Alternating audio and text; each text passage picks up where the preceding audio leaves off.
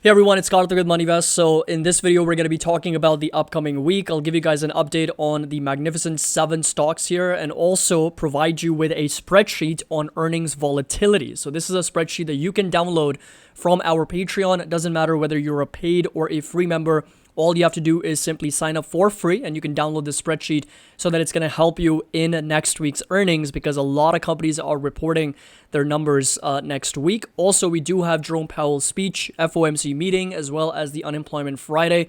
All of that is scheduled for next week. I do apologize in advance because I am under the weather. I woke up this morning with a very severe headache, a bit of a fever, and also feeling really weak. My entire body was aching and also dealing with a little bit of cough.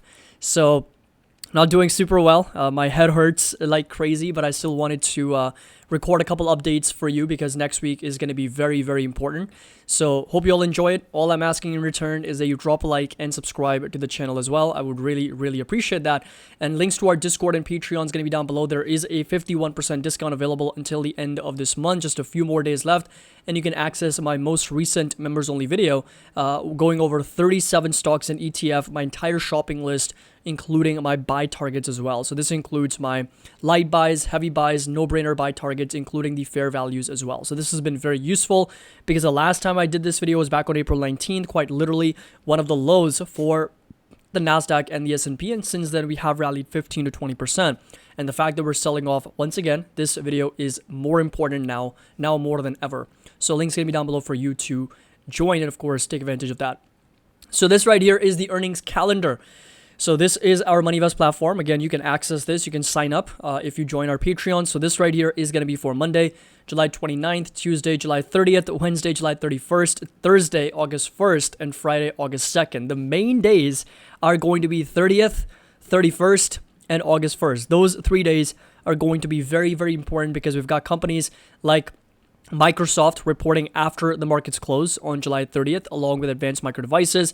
We got Merck, Procter & Gamble, Pfizer, we got Uber, we got S&P Global, American Towers, we got Arista Networks, Mondelez, Starbucks, Public Storage. PayPal is scheduled for pre-market on Tuesday. And then if you scroll down a little bit, we've got Pinterest, and that's pretty much, we've got First Solar. So again, there's a lot of companies that you can come all the way down. Again, this pretty much is a exhaustive calendar that goes over a lot of companies with a market cap of well over $10 billion. And we've also included the revenue and the EPS expectations.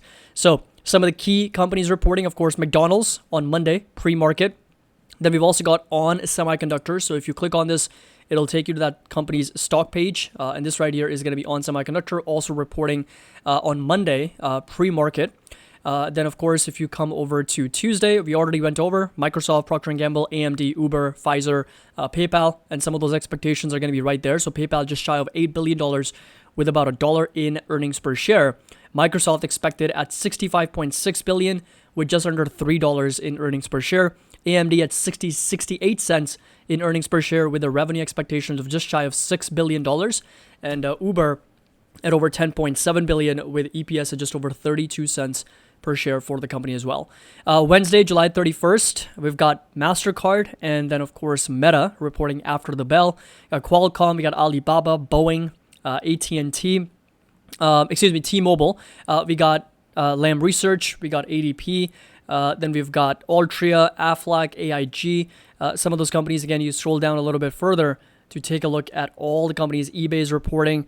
Then we've also got this right here, WDC is going to be Western Digital, also scheduled for next week on Wednesday after the markets close.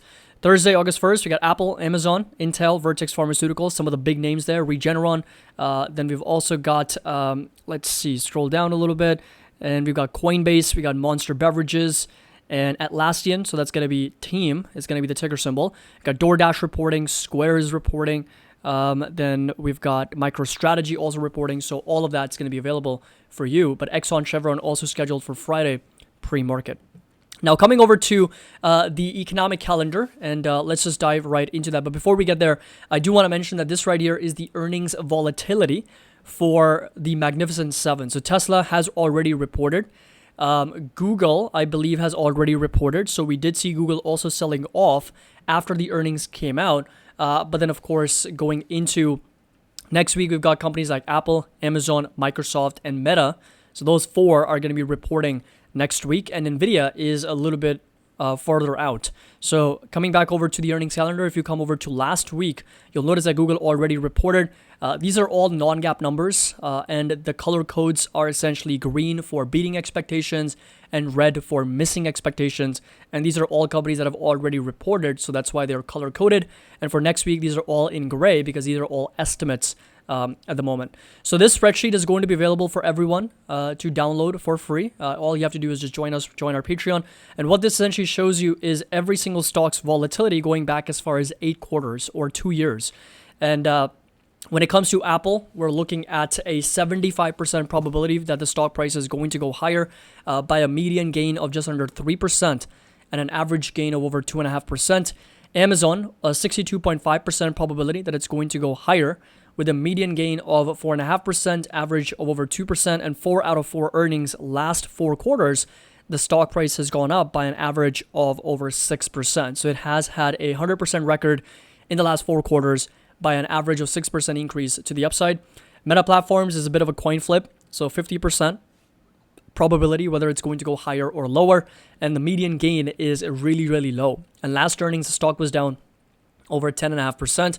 Microsoft, 62.5%, very similar to Amazon, but the median and the average gain is really, really low. So those are the 4 primary stocks that are reporting for next week. And this spreadsheet gives you a bit of an overview of what that revenue estimate, EPS estimate, what's going to be the year-over-year growth for the company, and in the past, what's the probability for the stock to beat expectations versus miss expectations going back as far as 2 years, 8 quarters worth of analysis, and the stock's performance after the earnings were released, and the average and the median move for the stock as well. So again, link's going to be down below. You can download this spreadsheet and take a look at these 4 companies at your own time. Now, coming over to some of the economic calendar items that are going to be coming out for next week, because we do have the Federal Reserve speech. So we do have Chairman Jerome Powell talking, as well as the unemployment numbers also scheduled to come out. So starting with Monday, starting with Tuesday, we do have, again, the consumer confidence numbers and the JOLTS numbers coming out for the United States. And this right here is going to be my unemployment spreadsheet. And we take into account both the JOLTS numbers at over 8 million right now. That's going to be the numbers from last month. And the unemployed persons are sitting at just over 6.8 million. And that number has, of course, been increasing. And that ratio, which is unemployed persons to job openings, has consistently come down from 2.5 to as high as 3 down to 1.2. So this number continues to come down as of course time goes by. So this is more of an equilibrium for the unemployment ratio, and this is where we are sitting for the unemployment rate at 4.1%, considering that we're at 6.81 million unemployed persons. Just take a look at what this happens if I update this number to, let's say, 8 million. The unemployment rate increases to 4.8%. If I increase this to 7 million, we're now at 4.2%. So very, very important metric for us to pay attention to going into next week. That's the unemployment Friday. It's the first Friday of the month of August, and that's when these numbers are going to be reported by the Bureau of Labor Statistics. So JOLTS numbers are going to be on Tuesday. Coming over to Wednesday, we've got the ADP non-farm payrolls. We've got the pending home sales. We've got the FOMC statement. So Jerome Powell's speech and the FOMC statement is scheduled for July 31st. That's going to be a Wednesday. And they're also going to give us the rate decision. Are they increasing? Are they increasing interest rates, cutting interest rates, or keeping them where they are? And this right here is the Federal Reserve website. So you can see July 30th to July 31st. That's when the next meeting is. And this meeting is not going to be accompanied by a summary of economic projections. So that is something to keep in mind, that we're not going to be getting a SEP. The last meeting in June, we did get a summary of economic projections where the Federal Reserve continues to believe that unemployment is going to stay put at 4.1%. As you can see over here, in unemployment numbers, 4% is where they're expecting, and we're already at 4.1. And when it comes to the federal funds rate, they're expecting the rates to come down to 5.1%. Right now, we're sitting at 5.25% and 5.5%. So this is where we are. And the Federal Reserve is pricing in for 1 interest rate cut, whereas the market now is pricing in for 3 interest rate cuts. As you can see, the first one in September, the second one in November, and the third one in December, and interest rates settling in at 4.5 to 4.25% by the end of this year. Of course, time will tell if we are actually going to see interest rates getting cut or not. Now, coming over to Thursday, we've got the Atlanta Fed GDP numbers, some manufacturing PMI numbers, as well as initial jobless claims. And then finally, we do also have the unemployment numbers, as I mentioned earlier, non-farm payrolls, participation rate, average hourly earnings on a month-over-month and a year-over-year basis, and the unemployment rate expected at around 4.1%. So no changes expected in the unemployment rate from the Bureau of Labor Statistics when they report for these numbers next Friday. Coming over to the market, as I've already mentioned, that the S&P 500 and the NASDAQ are, of course, still within the context of a downtrend. So if I come over to SPX here, you'll notice that on the 30-minute time frame, I've sort of identified this lower high and this lower low pattern. So we are nowhere near close to back to all-time highs just yet.